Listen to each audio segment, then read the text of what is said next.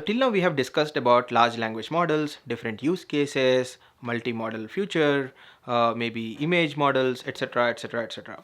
There are a lot of things to explore just in this science. But how do you build this skill set? And say today, if you are a backend engineer, or if you are probably an ML engineer, you already know a lot of this in this, and you have specific skills, or you are a freshman out of college, and then you're just trying to find your footing in the generative AI. You find it very exciting, right? And then how do you kickstart? So imagine the same.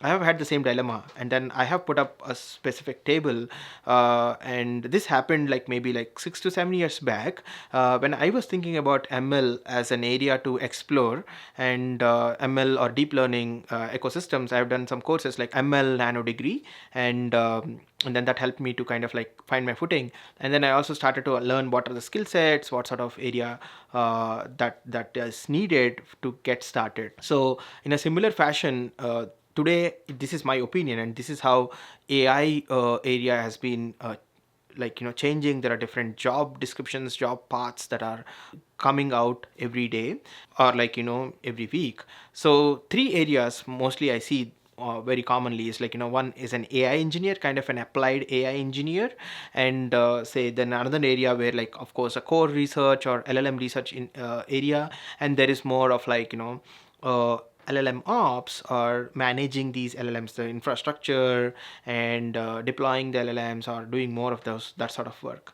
But end of the day, I think there are standard skills to approach for each of these jobs. Like just like in a web development or like a backend engineer, you need to understand still how to call an API, how the API would look like. Similar way, there are some fundamentals, like say the regular CS fundamentals and programming, the probability and statistics, and then data modeling, deep learning, and evaluating these machine learning models or like large language models, and then system design and system engineering, how do you manage a Kubernetes cluster, how do you make sure that your the pipeline to your CPU systems and the GPU systems work, a lot of these things. So I have made this specific table by fusing the both the job paths and then like different skills. And you could see that for each area, like say for an applied AI engineer, there needs to be more interest, or more skill in the fundamentals and programming, and how to use an API, how do you scale this particular system.